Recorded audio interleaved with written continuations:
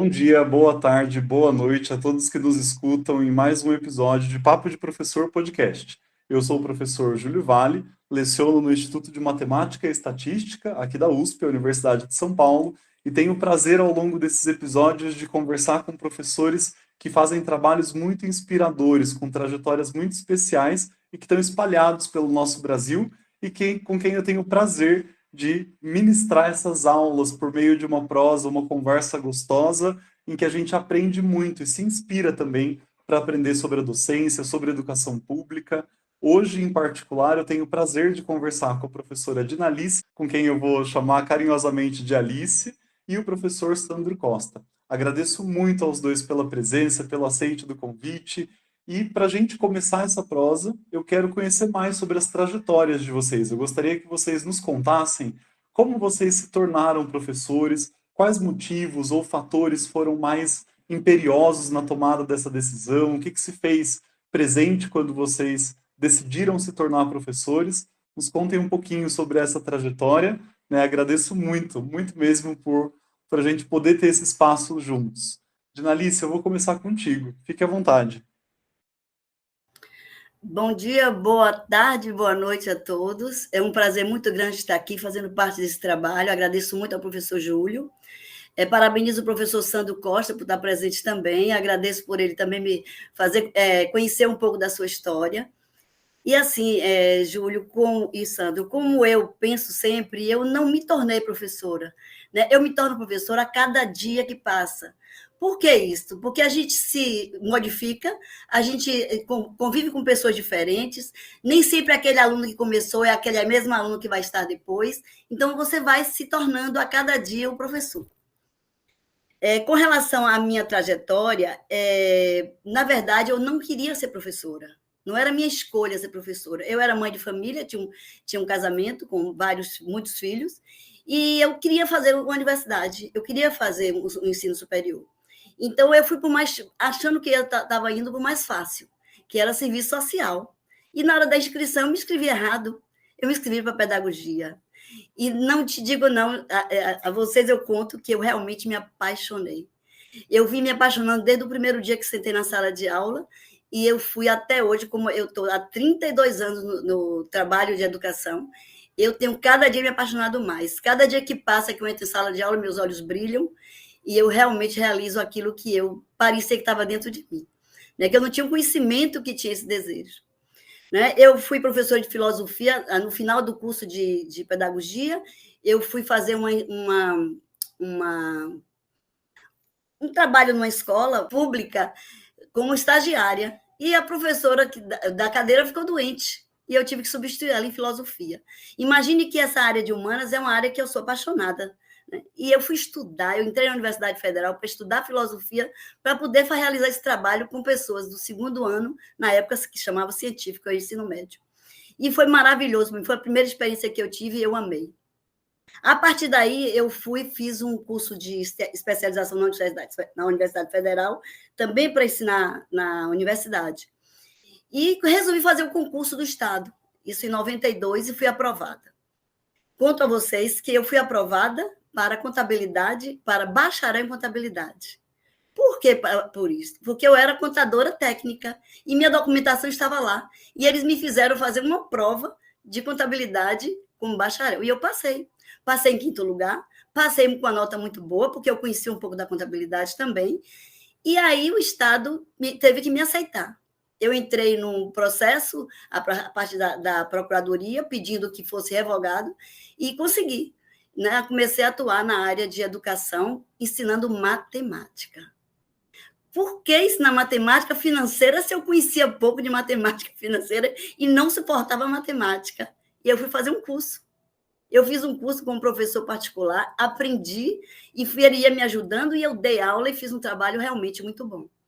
Né? Eu sou grata por ter acontecido isso na minha vida, porque me deu a possibilidade de hoje estar aqui atuando.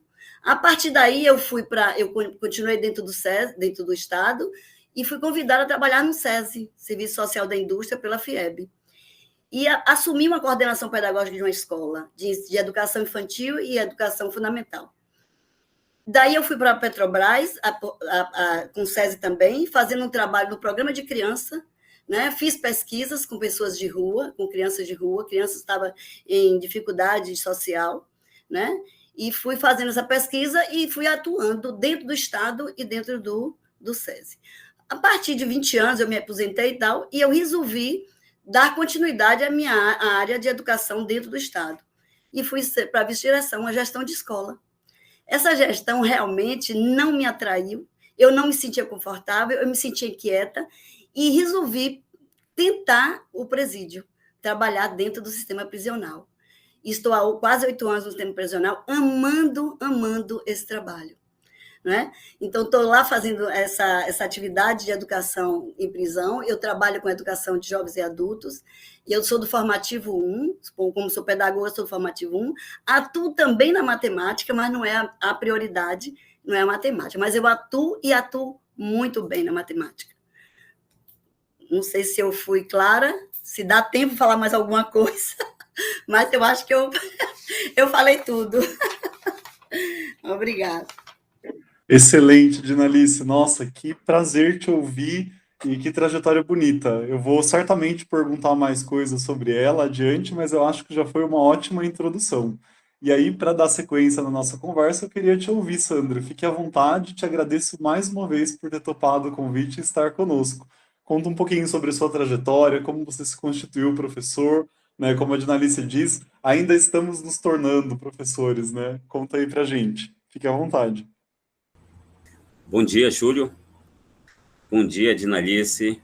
É um prazer enorme estar aqui com vocês, dialogando, né, conversando um pouco sobre o nosso trabalho, que não é fácil, né? Educar, ensinar é um caminho que a gente, com bastante tempo, pelo exemplo da Dinalice, com toda essa história que ela contou, a gente vê que ela tem um tempo enorme dentro da nossa profissão, nessa luta para tentar ensinar nossos alunos, né?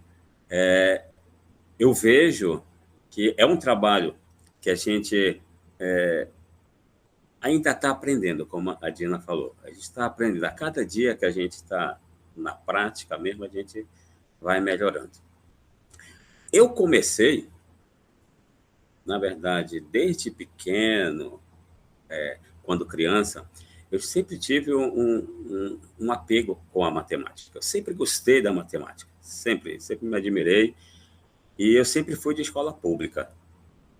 E aí eu sentia falta de mais matemática, porque sempre era ensinado de forma bem reduzida, bem resumida, nas escolas que eu estudava.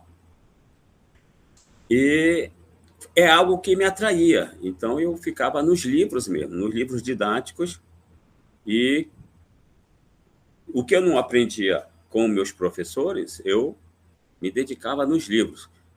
Lia livros, tentava resolver, a maioria deles eu comecei fazendo errado mesmo, resolvia errado, mas eu gostava de fazer. Sabe? Eu tinha uma atração enorme pela matemática. E a outra inspiração maior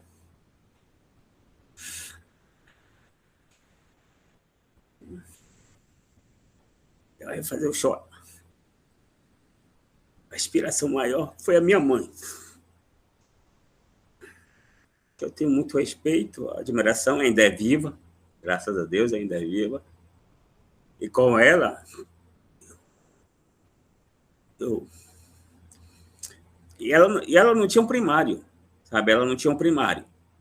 Mas mesmo assim, eu lembro quando as contas do fiado, porque a vida nunca foi boa, nem sempre foi boa, as contas do fiado, quando eu chegava para ela fazer o levantamento, ela fazia os cálculos assim como uma maestreza, sabe? Ela fazia, somava, e eu ficava olhando e me admirava mais ainda com a matemática. E a agilidade com que ela resolvia os cálculos, e somava, e vai e ela ia somando várias parcelas ali, e ela fazia com muita facilidade. E ela foi uma referência. Desculpa. Ela é uma referência para mim. E aí, eu resolvi entrar na universidade, né, e ser professor. Na verdade, a gente já tinha um caminho. A minha vida todinha foi trilhado pelos meus pais, né, apesar deles não terem grandes estudos, mas eles pensaram para a gente o nível superior. A gente não poderia ser menos do que isso. E estudamos e fomos direto para a universidade. Eu consegui entrar na Universidade Federal do Pará em 92. Não foi um caminho fácil. Em 91 eu não passei. Eu fiz o vestibular, não passei. E aí...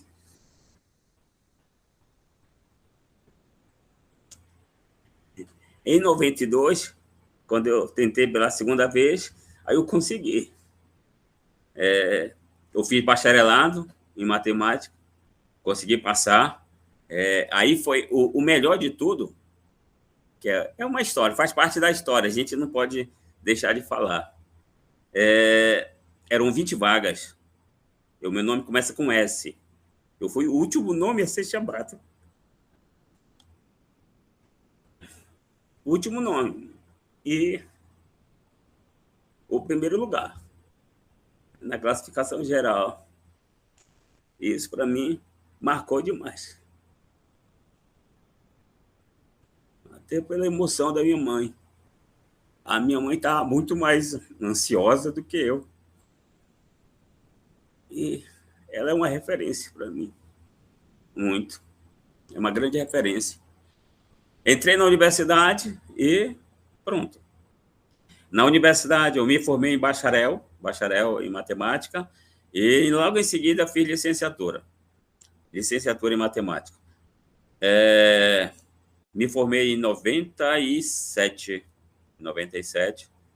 e fiz concurso para o estado do Amapá. Eu sou paraense, morava em Belém, e fiz concurso para o estado do Amapá.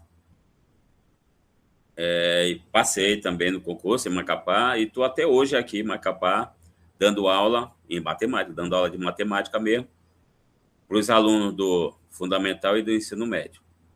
Já fiz o meu mestrado, eu tenho um mestrado pelo Profimate, e a caminhada como professor não está sendo fácil. É uma caminhada longa, difícil. Nós temos alunos de todos os tipos. O que a Dina Lúcia falou com relação a gente estar crescendo na profissão, aprendendo, de fato a gente consegue, no fazer mesmo. Quando você se torna professor e vai para a sala de aula, é aí que você vai aprender a ser professor. E aí a minha história ficou nessa parte aí do atual. Eu estou aqui no estado do Amapá, trabalhando com fundamental e trabalhando com ensino médio. Seria isso. Desculpe pela emoção, viu? Imagina. Não tem por que se desculpar, Sandro. Para a gente é muito inspirador, muito emocionante. A gente se emociona junto, porque eu vejo a cada episódio que gravo o quanto as trajetórias dos professores e professoras do nosso país é inspiradora demais. E assim, pelos mais variados motivos. Você é o primeiro que traz essa carga de emoção, a referência da mãe muito presente. Nossa, eu achei muito especial. Eu fico sentindo o orgulho que ela deve ter do filho hoje ao vê-lo mestre, né? É uma coisa que realmente, né, é um amor e uma dedicação de mãe materializados, né, tornados concretos, assim, realizados no mundo. E sou grato por isso, sou grato por você estar aqui conosco, compartilhando a sua história. Vocês já formam essa dupla inspiradora já no primeiro relato, né? Então, tô muito grato mesmo.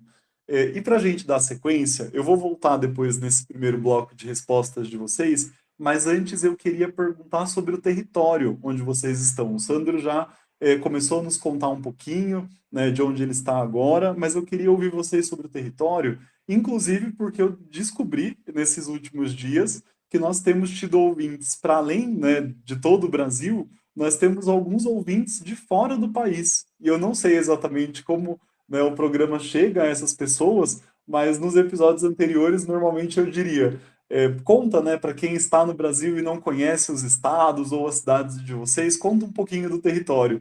mas agora eu posso até dizer, né? Conta para quem está fora do país, né, e não nos conhece aí nossa diversidade continental, conta um pouquinho dos territórios de vocês, né? Eu vou começar pela Dinalice e na sequência a gente ouve o Sandro. Fica à vontade, Dinalice. Pois então, eu sou da Bahia, né? Pelo sotaque, vocês já perceberam que eu sou baiana.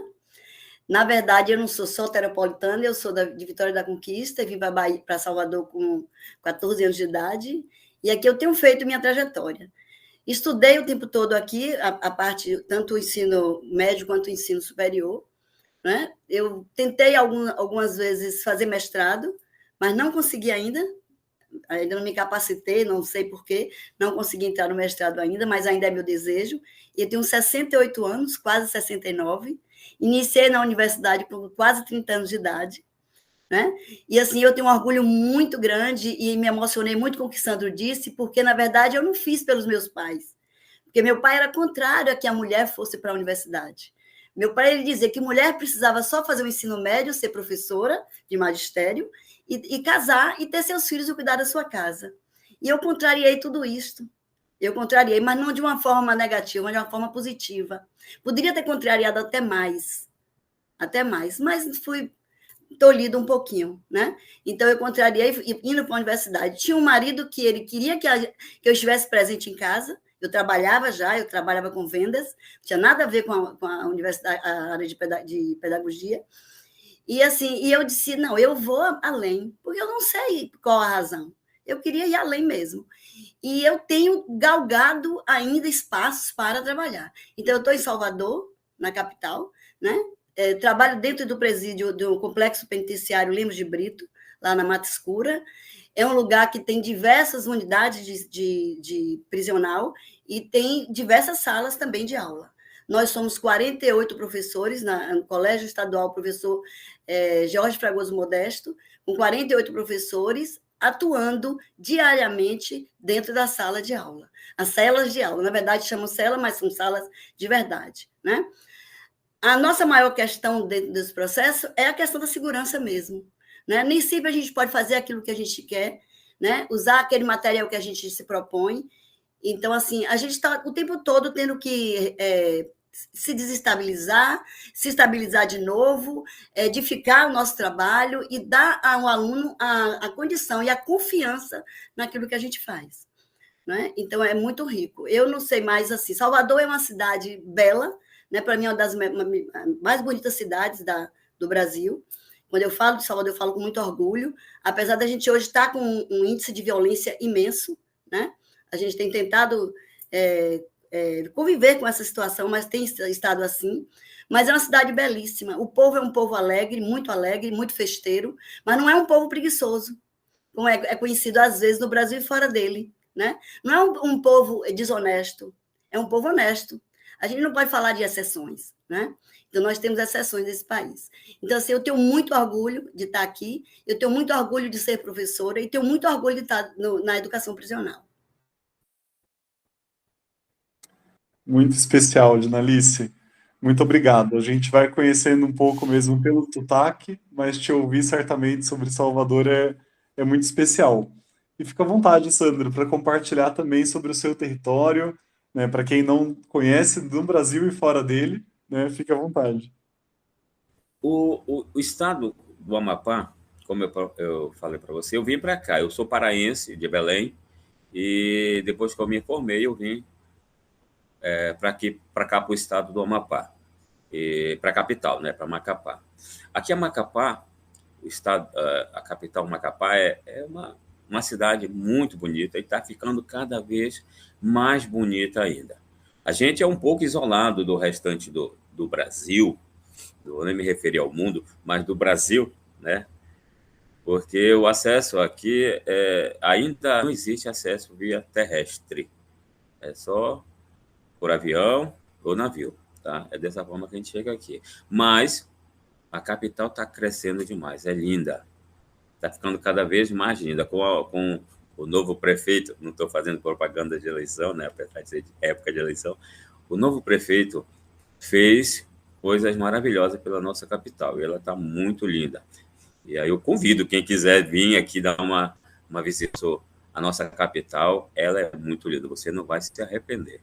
Agora, com relação ao nosso povo aqui, nossos alunos têm muita dificuldade, viu? Eu vou dizer isso, é o que eu conheço, dos alunos que eu conheço, os meus alunos têm muita dificuldade. E, como professor, a gente tenta criar mecanismos para que eles possam vir aprender. Eu trabalho em escola pública, na escola Irineu da Gama Paz, aqui no Congoste, que é um bairro, vamos dizer, que é de periferia, mas não é um gueto, vamos dizer assim, não é é um bairro de periferia, mas bem urbanizado. Tá? As pessoas são, mas precisam muito de educação, precisam acreditar que a educação possa fazer o melhor para eles, o que a educação pode fazer, proporcionar para eles em termos de crescimento. Falta muito isso. E aí a gente não vê os resultados na aprendizagem. Nossos alunos, eu não consigo fazer com que eles possam aparecer no resto do Brasil. Tá? Tem dificuldade? Tem, mas a gente não consegue superar essas dificuldades. Ainda não.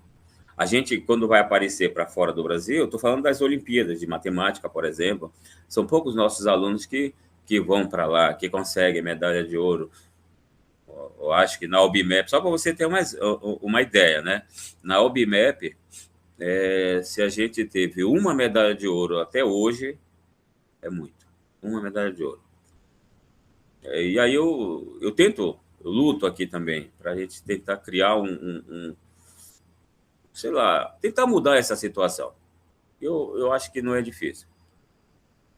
Mas é preciso que a gente, não só o professor, mas todos os alunos, a gente possa acreditar mais ainda na educação, que aí a gente possa... com certeza vai aparecer para o resto do Brasil.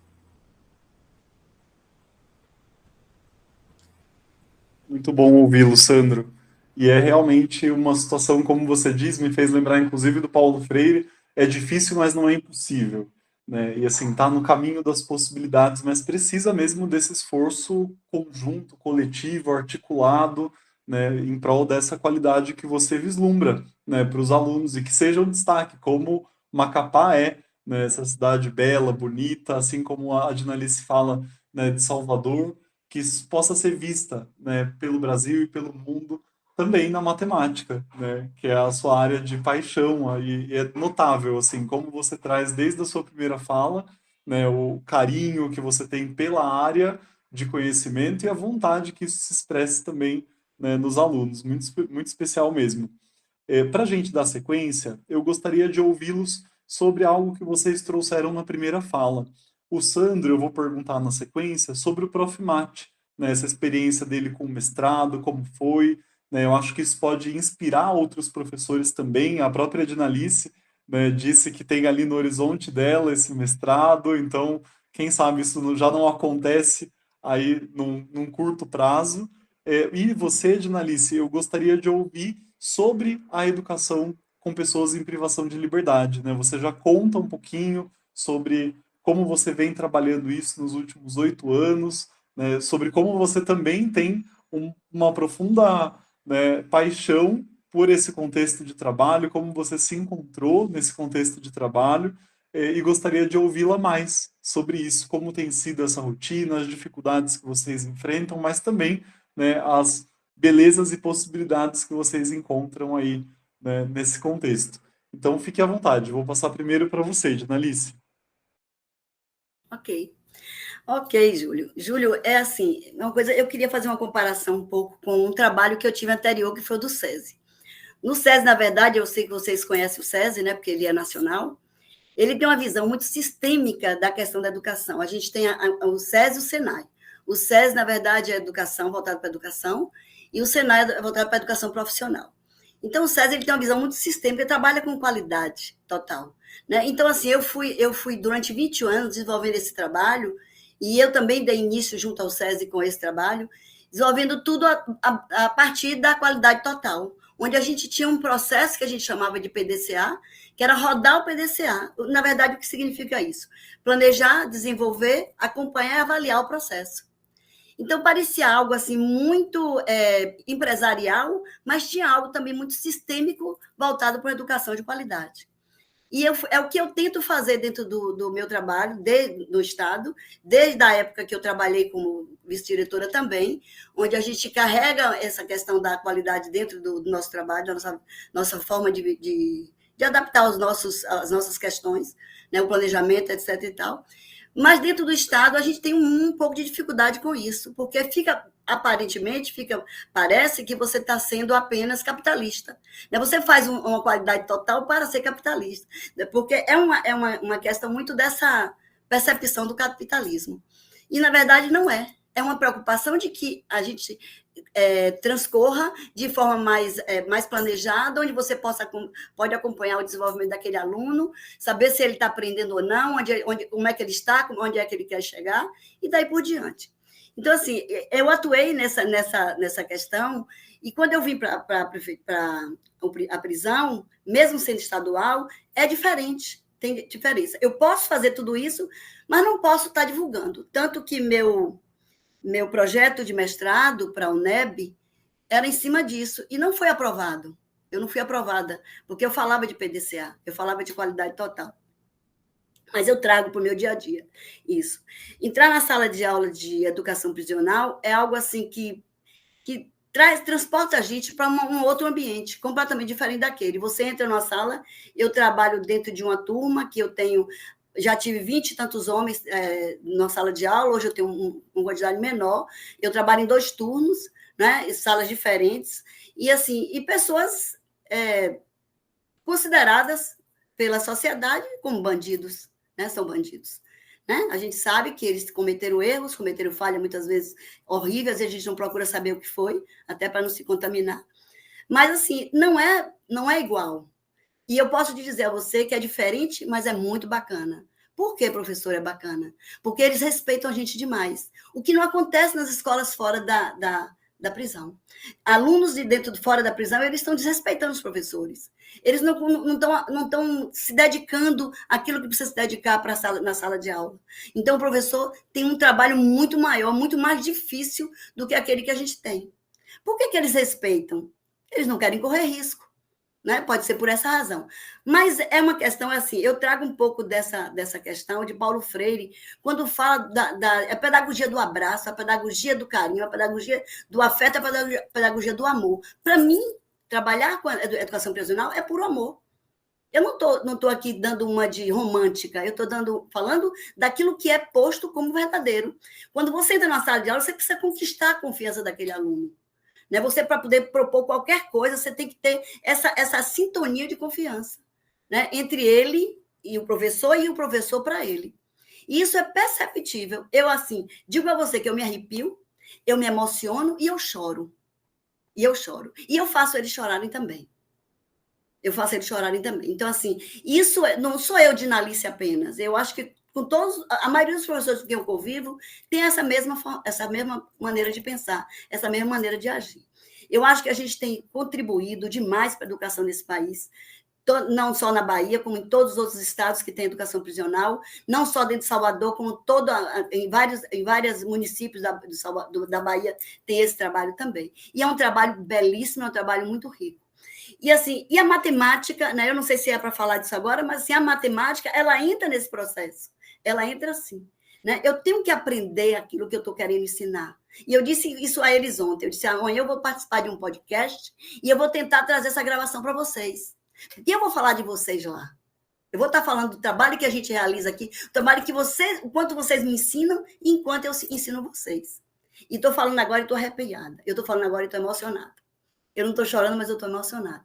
Porque, Júlio e Sandro, não existe nada melhor do que você se dedicar a uma causa desta. Não existe nada melhor. E uma das minhas questões é essa, é mostrar à sociedade de que é possível, sim. De que é possível você requalificar, é possível você reintegrar, ressocializar esses alunos.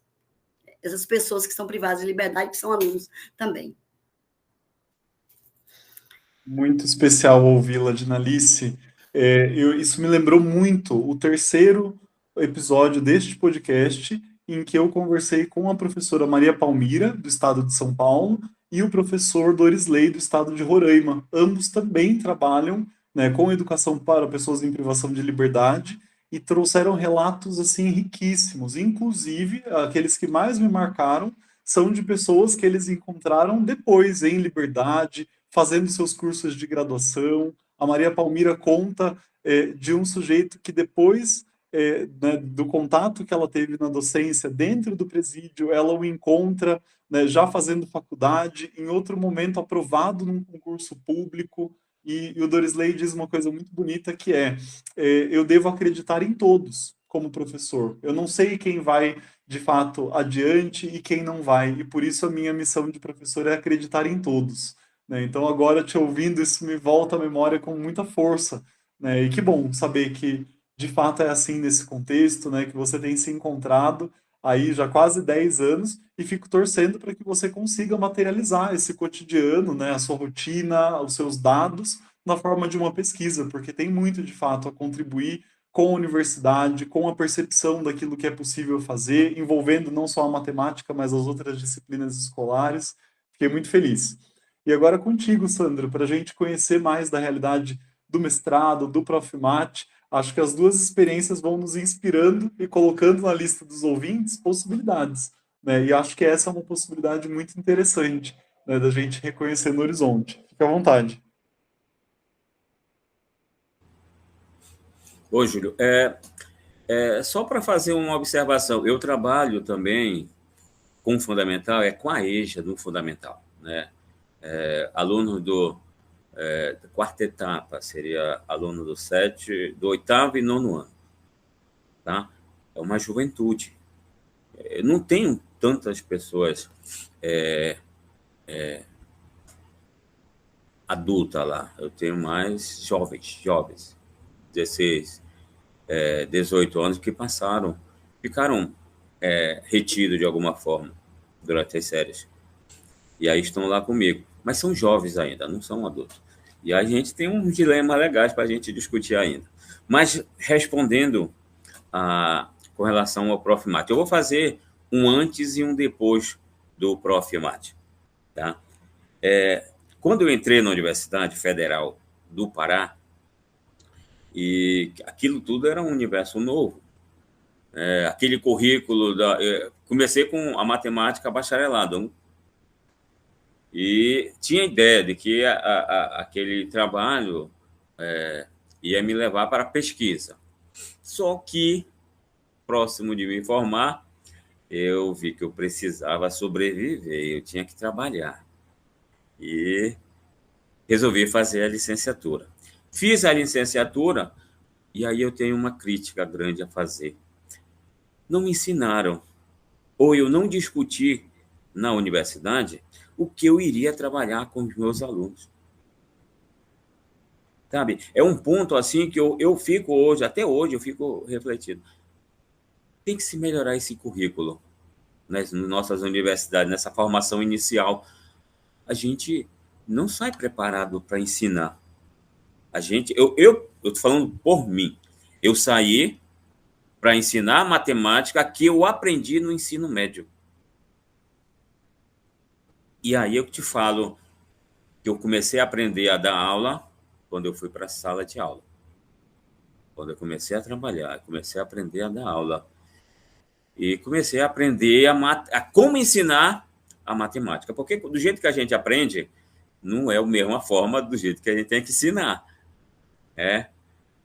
E aí, durante os anos que foi passando, eu fui aprendendo e eu sempre questionei. Quando lá no ensino médio, eu sempre questionei por que acontece isso? Por que fez esse cálculo? Mas por que aconteceu isso? Qual é a justificativa? E como a gente veio numa formação pedagógica tecnicista, né, o que prevalecia era lá a técnica mesmo. Por exemplo, para ficar bem claro, para fazer uma adição, você usa o algoritmo da adição e pronto. Ó, tem todos os passos para você executar, você executa. Quer dizer, o importante era isso. Agora, por que você está fazendo isso? Não se discutia. Eu fui formando nesse meio, a pedagogia tecnicista, mas eu nunca concordei, desde o ensino médio. E quando eu saí da universidade, eu procurava dar sentido para tudo que era número dentro da matemática. Tem que ter sentido. A matemática não pode ser trabalhada de forma técnica, mecânica, sabe? Tem que ter sentido, tem que ter significado, senão ela se perde. E aí, por isso que nós temos muitos alunos aí que, mesmo sem conhecer matemática, nunca estudou na vida, mas não gosta de matemática. Mas como assim? É porque herdou da família, da mãe, do pai, sabe? São coisas que a gente tem que tentar reverter. E eu te falo pelo meu estado. Aqui o negócio está complicado também, porque quando você olha para o lado, você vê professores ensinando do mesmo jeito do que era ensinado antigamente. Não tem sentido a matemática. Aí você vai criar muitos alunos com aversão à nossa disciplina. Quando tu pede alguma coisa, e aí quando tu pega os alunos, que tu pede alguma coisa para que ele possa pensar, ele mesmo já não quer. Porque ele, professor, não tem um jeito mais fácil? Eu posso fazer desse jeito? Tipo uma receita, sabe? Ele quer sempre do jeito mais fácil. E a matemática tem que pensar, tem que raciocinar. E nessa minha formação, quando eu comecei a trabalhar, o meu foco sempre foi querer ensinar matemática de forma contextualizada, com significado, fugindo da parte técnica. Claro que eu ensino algoritmo, mas eu explico por quê. Por que de tudo aquilo, todos os passos. Tá? Isso é importante.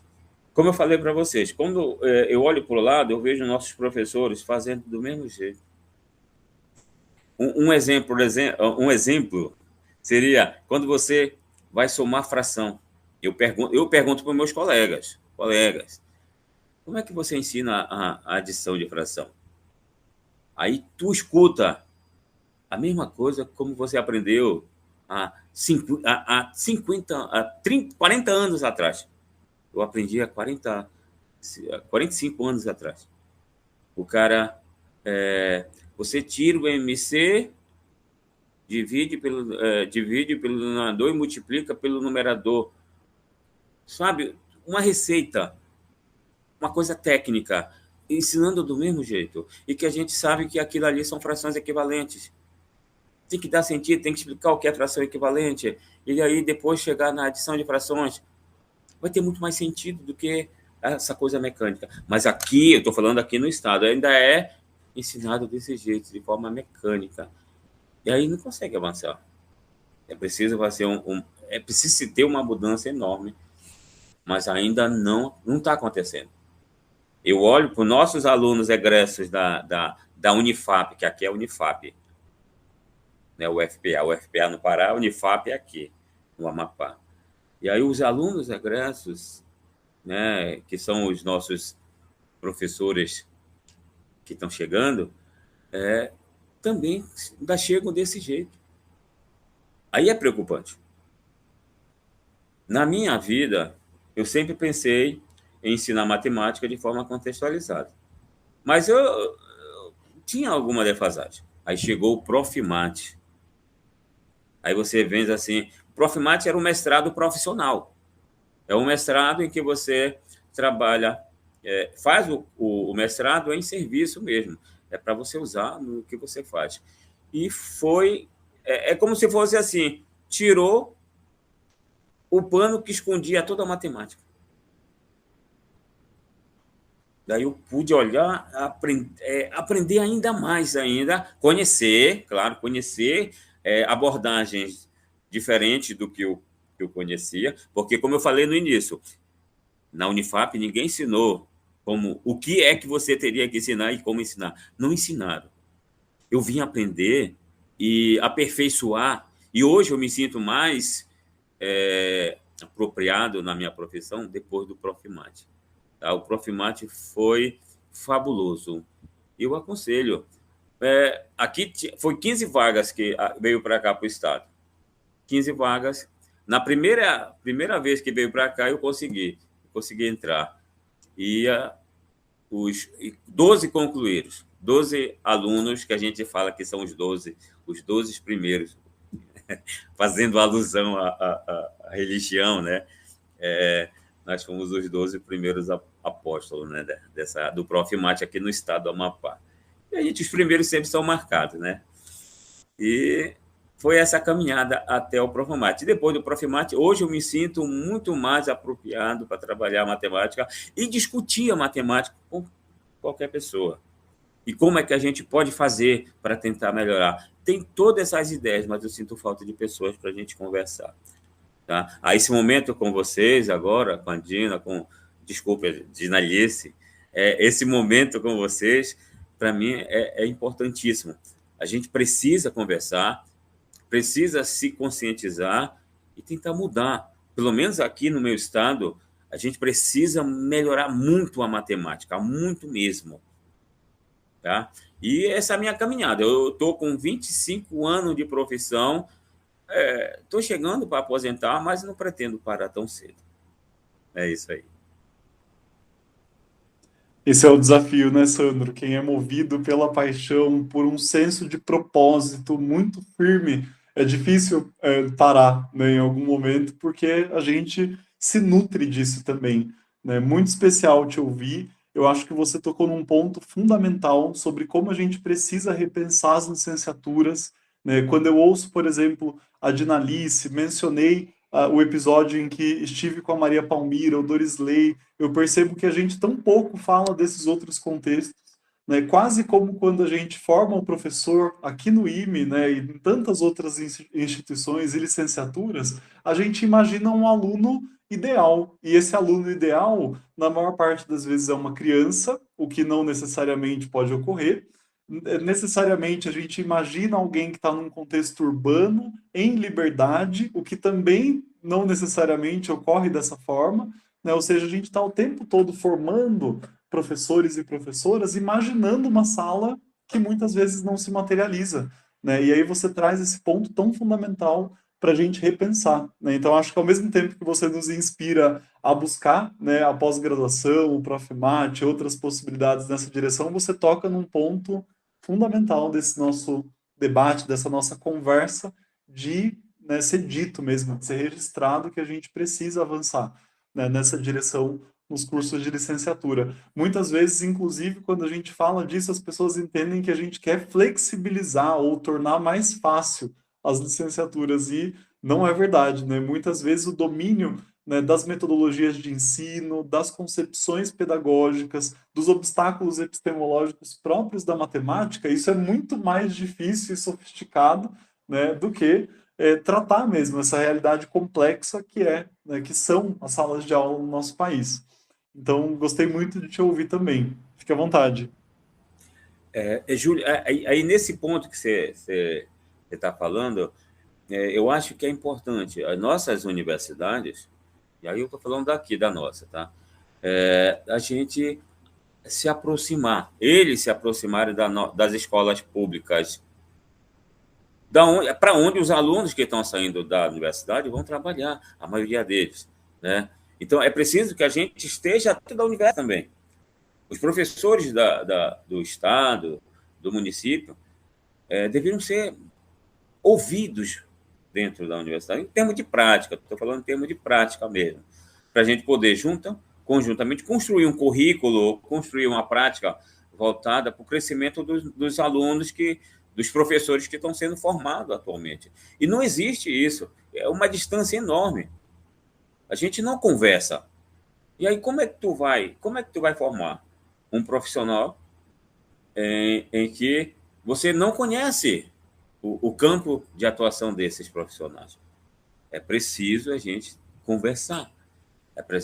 A experiência que eu tenho, eu não me acho melhor que ninguém, mas eu tenho uma experiência com a matemática de sala de aula mesmo. E eu acho que eu poderia contribuir muito, dialogando, conversando, como a gente está fazendo agora, e propondo ideias para tentar melhorar essa nossa juventude, que está difícil. Eu vou lhe ser sincero, está difícil. Eu estou falando aqui do nosso estado do Amapá. Está muito difícil. Ótimo, muito bem pontuado, Sandro. E acho mesmo que nesse compartilhamento das práticas, das experiências, todos nós ganhamos, né? Me lembrou aquela questão, né, sobre troca e partilha. Se a gente troca algo que temos, cada um sai com algo que foi trocado. Se a gente partilha, cada um sai com muito mais, né? Eu tenho uma ideia, você tem outra, a Alice tem outra, a gente partilha, saímos todos com 3 ideias partilhadas, né? 3 soluções alternativas. Então, acho que é mesmo esse caminho, né? Acredito muito nisso que você trouxe agora. E para a gente entrar no último bloco, né? E nossa, que satisfação ouvi-los. Eu comecei perguntando o que trouxe vocês à educação, né? E aí vocês contaram o que trouxe vocês à docência, o que constituiu cada um como professor. E agora eu queria talvez pensar nesse outro caminho, que é o que a educação trouxe a vocês. Vocês têm uma alegria, um caos, né, algo que vocês gostariam de compartilhar para que a gente pudesse inspirar nossos ouvintes, pensando aí sobre o que a educação trouxe a vocês, né? Ambos com uma trajetória extensa e riquíssima na educação, nos seus respectivos estados. Queria deixar registrado, inclusive, que esse é o primeiro episódio que a gente tem as 2 regiões, Norte e Nordeste, presentes, né? Sempre foram outras que estavam combinadas, Sul e Nordeste, Sudeste e Norte, né? A gente teve outras combinações e essa é uma primeira que eu acho muito especial. Então, gostaria de ouvi-los, né? O que a docência trouxe a vocês? Né? Vocês têm uma alegria para contar, pode ser um caos, eu queria deixar vocês muito à vontade para compartilhar uma memória, uma experiência, uma vivência, né? Aquilo que vocês acharem mais apropriado. Fique à vontade, Alice. Ok, Júlio. Júlio, eu só queria falar um pouquinho assim, um pouquinho dessa questão da educação prisional, só rapidinho para entrar nesse outro bloco aí, que assim, a gente percebe que a educação prisional hoje ele é um foco muito grande de atenção, né? Tanto pela universidade, quanto pela política, quanto pelas pessoas, quanto pela sociedade. E a gente percebe que esses olhares, eles têm vamos dizer, diversos tentáculos, né? Uns criticam, outros elogiam, né? E assim, o que me faz ser docente disso? É poder mostrar à sociedade, principalmente, de que é possível, sim, a gente fazer essa reintegração. De que é possível, sim. Não sou eu, Dinalice, sozinha.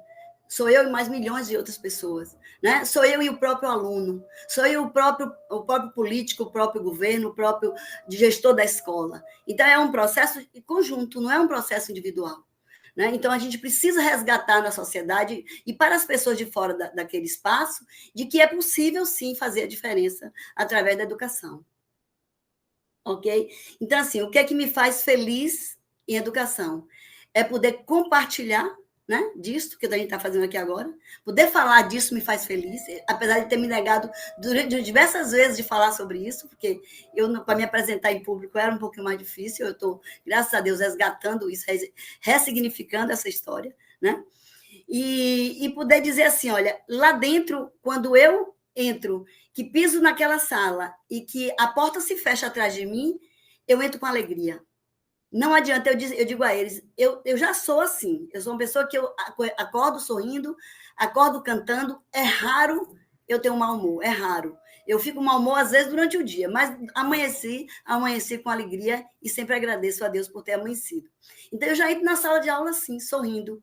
Professora, a senhora, quando chega, alegra a gente. E eu tenho uma questão que eu vou retratar bem isso que eu estou dizendo. Eu tenho um aluno que ele foi meu aluno ano passado, rapidamente, porque eu substituí um professor no espaço prisional, que o professor precisou sair, e quando eu cheguei lá, ele foi para a primeira aula e disse, eu estou bem, eu estou querendo sair daqui, eu estou infeliz, e não foi mais para a escola. E quando chega esse ano, agora em outubro, ele retorna à sala de aula. E aí, no segundo ou terceiro dia de aula, ele fez, professora, eu queria dizer uma coisa, se eu soubesse que era tão bom assim, eu não teria desistido antes. Então, isso me deixou, assim, extremamente feliz e saber o quanto é importante a gente estar fazendo esse papel, estar fazendo esse trabalho. Então, o que me traz, na verdade, é fortalecimento, é vontade de continuar por mais tempo. Infelizmente, a gente sabe que com 75 anos, a gente é convidado a sair. Mas aí, o meu desejo é continuar fazendo trabalho voluntário. né? Independente da idade que eu tenha, eu continuar fazendo voluntário. Eu sou forte, eu não pareço ter 70, quase 70 anos, eu pareço ter 50, né? Eu sou ativa, eu danço, eu pulo, eu brinco, eu tenho netos já de 25 anos, meus filhos já têm 50 anos, uma filha de 50 anos. Então, assim, eu tenho uma riqueza muito grande de relações, né? E esse processo dentro do presídio, tanto com os professores, quanto com a gestão, quanto com o pessoal funcionário, quanto com os alunos, os agentes penitenciários, é muito bom. Quando eu entro na penitenciária, no local de trabalho, o agente penitenciário diz assim, professora Diná, eu disse, eu não gosto que você me chame de Diná, meu nome é Dina. Aí ele disse, então tá, eu vou chamar de Dina. Então isso me alegra, a gente brinca. Quando eu volto, eu disse, professora, o que foi que a senhora ensinou hoje? A senhora passou um filme, o que foi que eles disseram? Então isso vai fazendo o dia a dia da gente ser rico e ser poderoso. E com relação à matemática, eu não sei se agora eu posso falar sobre isso. Com relação à matemática, Júlio e Sandro, eu não sei muito de matemática. Eu estudo matemática o dia a dia, mas o que é que a gente sabe? E que a matemática, como o Júlio disse, está no nosso dia a dia. E esse aluno é um potencial para se trabalhar matemática, porque eles conhecem de número. Eles podem não conhecer da letra, eles podem não saber escrever, eles podem ser analfabetos, mas eles conhecem de números. E os números estão no dia a dia, no tempo todo junto da gente. Então, é isso que eu faço com que eles entendam. E eles acabam se apaixonando por matemática. Poucos são aqueles que dizem que não gostam. Como ontem um me disse, professora, eu gosto de aula de geografia. Eu não gosto de aula de matemática. Mas eu levo desafios. Então, assim, o que é que você faz com matemática? Eu transformo a matemática no cotidiano deles. Quando eu percebo algo que eles querem, eu vou e levo. Infelizmente, a gente não tem... É uma frustração, que você vai perguntar, e eu sei que você vai falar dessa frustração, é uma frustração quando a gente não consegue produzir aquilo que a gente planejou. Mas a gente tem aquela cartinha, aquela carta B, aquele plano B, né? E a gente transforma. E quando se transforma, às vezes sai melhor do que se você tivesse feito o que você se propôs fazer antes. Então, assim, eu tenho tido resultados excelentes, a gente não trabalha com nota de 0 a 10, a gente trabalha com conceito. Então, a gente avalia esse aluno no princípio do ano, a gente vai avaliando durante o processo todo do ano e vai dando a ele aquilo que eles querem. Conteúdo é algo que está lá, mas não é algo primordial, não é a primeira coisa. Né? A primeira coisa é fazer eles pensarem naquilo que eles se propõem a querer. Então, assim, qual era a sua profissão lá fora? O que é que você mais gosta? De que forma? Professora, eu gosto de dinheiro. Então, vamos trabalhar com o sistema monetário. E aí sai tanta coisa, mas é tão bacana. São desafios imensos. Eu levo eles para o quadro para fazerem desafios com o outro. Eu trabalho com dados, eu trabalho com jogos, eu trabalho com caixa, eu trabalho com milhões de coisas, aquilo que é possível entrar. E, assim, uma questão que me deixou muito triste o ano passado, eu fiz um trabalho com eles, que era um trabalho com aqueles folhetos de supermercado, onde estava trabalhando números fracionários, e eu queria que eles entendessem o processo de multiplicação, de divisão, de soma, de subtração, dentro desse conteúdo. E eu propus um trabalho com eles, criarem uma empresa, eles iam criar uma loja. Aí um grupo, dividi 2 grupos, um criava uma loja de departamento, e outro criava uma loja de presentes. E eles fizeram cartazes. Eles recortaram aqueles folhetos, eles prenderam, eles montaram um CNPJ, montaram uma razão social para a empresa. E olha, imagine homens se emocionando com uma coisa tão simples, tão pequena, né? E eles fizeram a apresentação, produziram aqueles cartazes. Eu fui à internet e recortei as cédulas, recortei as moedas, prendi, botei em caixinhas separadas e levei para a escola para eles fazerem a apresentação. Eles iam vender, iam comprar, iam dar troco, iam fazer toda a parte de matemática. E me foi proibido entrar com esse material. Quando eu cheguei lá na segurança, disse, olha, esse material de cédulas não pode entrar. Mas por que não pode? Isso é pedagógico. Não pode porque isso é um jogo. E isso me deixou mal. E aí eu fui para a sala de aula e disse a eles, infelizmente, aconteceu isso, a gente sabe que é normal, aí eu não vou fazer nada contrário ao que está posto como uma questão de norma. Eu disse, isso é normal, aqui dentro não pode, eu vou pedir, vou tentar. E eu fui para pedir. Isso foi mais ou menos no mês de setembro, outubro do ano passado. Quando foi liberado, em dezembro, quase já chegando dezembro, aí eles não quiseram mais. A professora, a gente não quer mais fazer. A gente está satisfeito com isso. A gente agradece muito, mas não quer mais fazer. Então, isso me frustrou. Isso me frustra às vezes. Mas o que é que eu faço? Pela minha própria maturidade, né? Eu digo assim, não. Isso é normal no nosso processo como educador. A gente precisa entender que isso tudo pode acontecer. O que é que você tem que fazer? Modificar, restabelecer, reedificar, sei lá. Você fazer algo que dê a você uma condição melhor de trabalho. Então, é isso que a gente vem tentando o tempo todo. Esse foi um caso que eu tive, e um outro caso foi porque eles queriam trabalhar, eles queriam entender bem essa questão da posição do número no algarismo, né? Eu tenho às vezes ele é unidade, às vezes ele é dezena, às vezes ele é centena. E eu produzi um cartaz imenso, fiz um trabalho de relacionamento com eles entenderem o processo, levavam o número, era uma coisa simples, era trabalhando o quadro com um piloto, com um papel, sei lá, com diversas formas, né? E assim, e jogando eles para entender. E fiz aquele cartaz imenso com eles, produzindo cartaz, e coloquei na parede. E ali eles entendiam perfeitamente. Quando o menino levantou, disse, professora, eu entendi. Agora eu entendi. E aí eu fui fazendo perguntas e eles foram dando resposta. Quando um entendia mais do que o outro, eu disse, não, mas eu não entendi ainda. Aí o outro vinha e explicava. Olha que movimento, Júlio, dentro de uma sala de aula. Nessa sala de aula, eu tinha 22 alunos. Era uma sala de alunos homens, alunos adultos, alunos de 50 anos, alunos de 40, de 24, de 29, alunos analfabetos, alunos alfabetizados, alunos já que tinham cursado o ensino médio e estavam ali naquela sala fazendo esse trabalho. Então, assim, matemática para mim é rico porque eu trabalho com interdisciplinaridade. Eu não trabalho a matemática sozinha, eu trabalho a matemática com língua portuguesa, eu trabalho a matemática com geografia, eu trabalho a matemática com história. Né? Nós desenvolvemos projetos nessa escola durante um ano. O ano passado foi Alegria, Alegria, é o estado que chamamos Bahia. Esse ano a gente está trabalhando liberdade, democracia e a parte, na verdade, da ditadura militar, não dessa forma pesada da ditadura, mas uma forma leve, onde ele entende o que é liberdade, e nessa liberdade a gente trabalha matemática. E essa sexta-feira passada eu tive uma experiência muito boa. Eles adoram Bob Marley. E eu fui convidada a ir assistir um filme de Bob Marley. E quando eu percebi que a história de Bob Marley vai ajudar eles na questão da liberdade, de pensar o que é liberdade, eu propus ao cara do cinema me conseguir esse filme. Porque eu fico o tempo todo.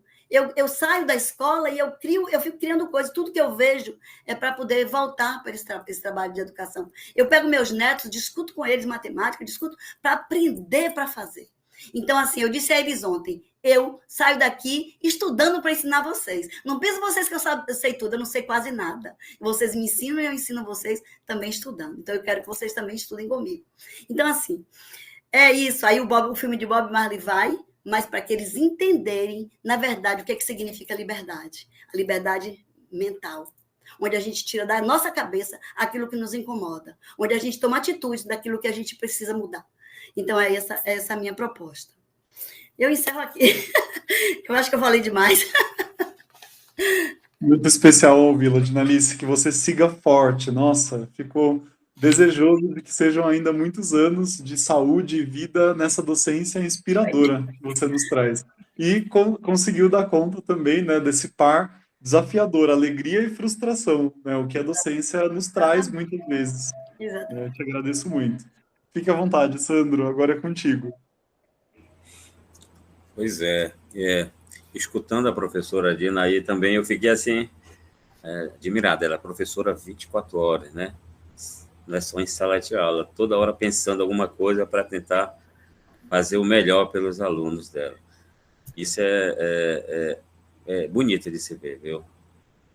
Ela falou também com relação à matemática estar na vida do aluno, e é aí que eu acho que a gente tem que trabalhar.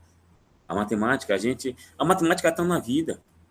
A gente tem que tirar, quando for ensinar matemática, tirar da vida e levar para a sala de aula, não o contrário. E aí ela vai ficar muito mais fácil.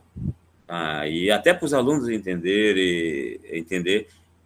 e construir essa matemática que eles precisam construir. Né? Eu tenho a docência, para mim, ela me ajudou e ela me sustenta, né? Claro, a ciência me sustenta. Eu amo dar aula. Eu gosto muito da aula de matemática.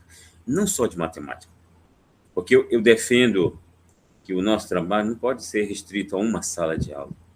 Não dá para ficar sala de aula. Eu tenho vários projetos com meus alunos. Eu procuro ter vários projetos. Eu sou professor de matemática, licenciado, e nas horas vagas eu trabalho xadrez com meus alunos. Eu tenho um projeto de xadrez, tanto no município quanto no estado, e aí esse xadrez faz com que eles possam chegar a cantos que eles não chegariam. Eu tenho uma aluna que está para Recife nos Jogos Escolares hoje, está chegando hoje de volta. Tenho outros projetos também, né? Eu trabalho com a UBA, não sei se vocês conhecem, da UBA, a Olimpíada Brasileira de Astronomia e Astronáutica. Procuro levar para a escola, para a sala de aula, que a gente constrói foguete, lança foguete, é a maior alegria para os alunos. Então, eles estão construindo, e quando vão lançar ainda, que eles têm que competir quem consegue lançar mais distante o foguete. Além de ter muito conhecimento, física, matemática, é algo prático.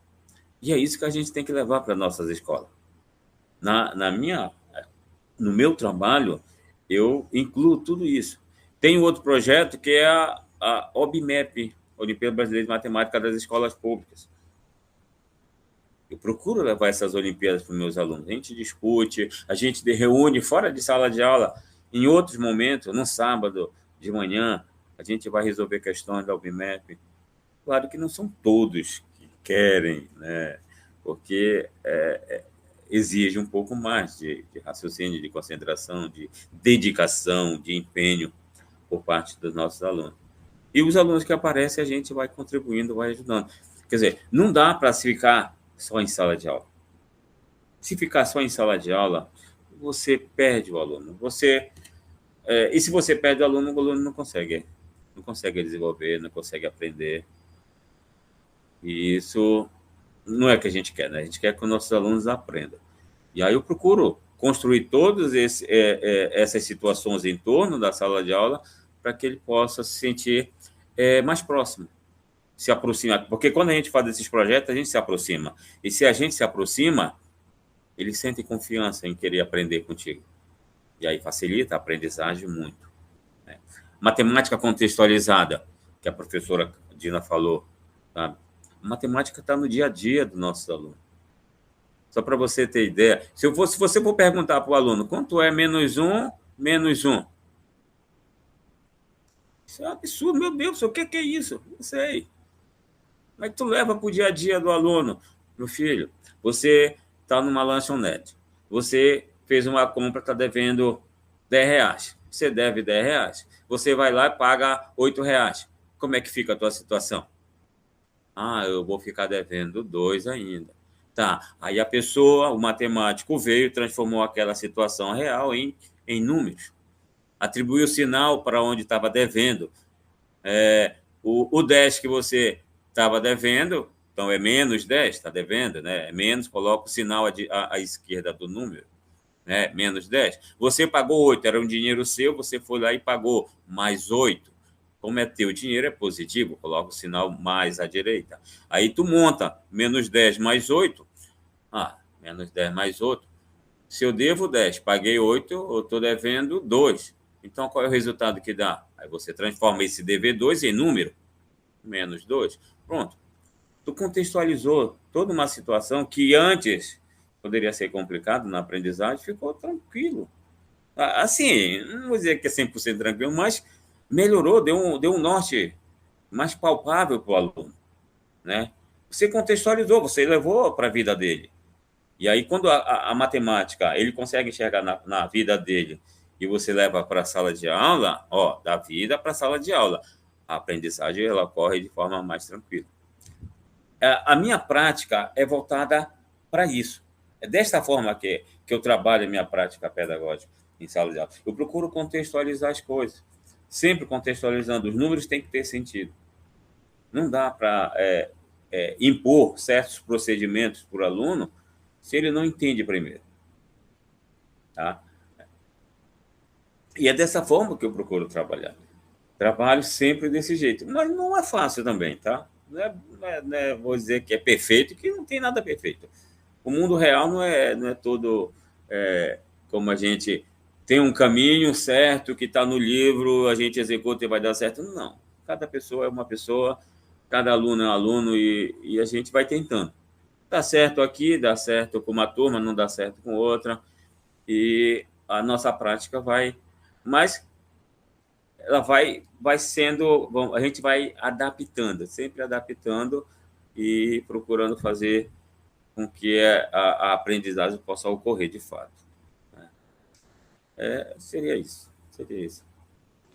Excelente, Sandro. Te agradeço muito. Nossa, as convergências de vocês foram muito boas, assim, de ouvir, porque eu acho que elas vão mostrando. O Sandro já havia dito, né, da matemática contextualizada, com sentido, com significado. Dinalice complementou com exemplos. Agora ele volta e traz mais uma aula para a gente, né, do que é fazer esse movimento. Eu gostei muito da sua menção, né, da vida para a sala de aula. Né? Quem sabe a gente não tem um título já desse episódio, dessa nossa prosa, a partir dessa frase, né? Muito especial mesmo.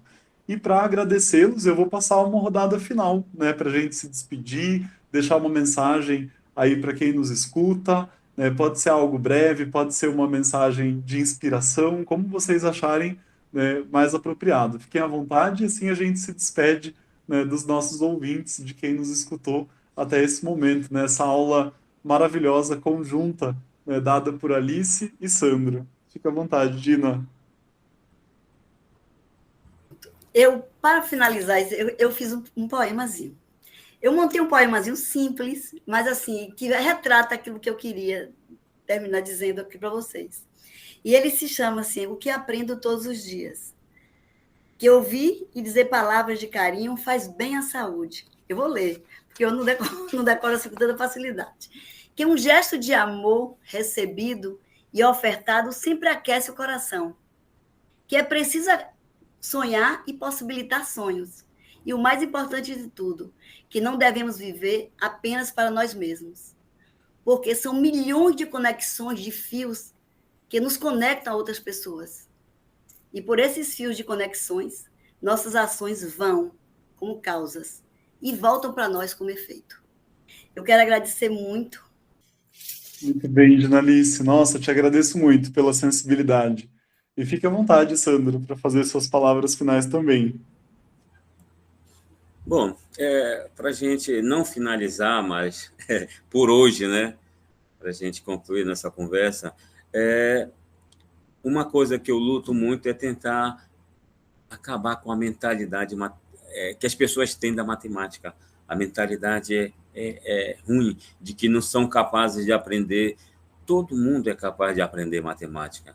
Né? É preciso o quê? Esforço, dedicação. A vida é feita desse jeito. Nada na nossa vida vai ser fácil.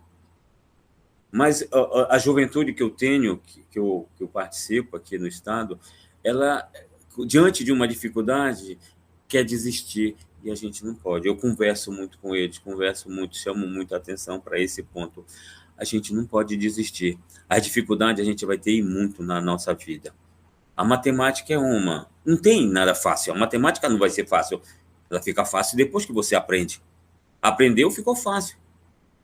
Né? É assim que é a vida. Depois que você aprender, fica fácil. Mas antes disso, é preciso esforço e dedicação. E a gente tem que diminuir ou minimizar essa mentalidade dos nossos alunos de não gostar da matemática simplesmente pela dificuldade. Né? Se tem dificuldade, se esforce, se dedique mais que você vai conseguir. Né? Finalizando, de todo esse nosso trabalho docente com a matemática, a minha prática pedagógica é voltada para acompanhar a turma. Eu pego aluno do ensino fundamental e acompanho eles até do 6º ao 9º ano, para dar para eles uma noção da matemática que eles vão precisar no ensino médio. Porque eu já percebi que quando eles saem do fundamental, eles não sabem nada de matemática. E as estatísticas provam isso. Os nossos alunos não sabem nada de matemática. Vão para o ensino médio, não sabem nada. E aí a minha prática pedagógica é voltada para isso. ensinar matemática de forma contextualizada, tudo mais, mas acompanhando eles durante o fundamental. Tem muito aluno que não aguenta o professor Santos, porque ele é muito chato, mas os que aguentam vão até o final, e a gratificação de tudo isso é quando eles retornam já numa universidade e vão te dizer lá assim mesmo. Eu já tive muitos alunos falando isso. Professor, verdade, o que o senhor me falou é verdade. Eu segui e estou na universidade agora e conquistei o meu espaço. E é isso aí que me paga. É isso que me paga. Seria isso aí. Excelente, Sandro. Começamos e terminamos nos emocionando contigo, com essas belas histórias que vocês trouxeram, com a sensibilidade da Dinalice. Nossa, que trabalhos inspiradores e trajetórias inspiradoras nós conhecemos hoje na aula que vocês nos deram juntos. Eu agradeço muito a vocês dois, a quem nos escutou até esse momento.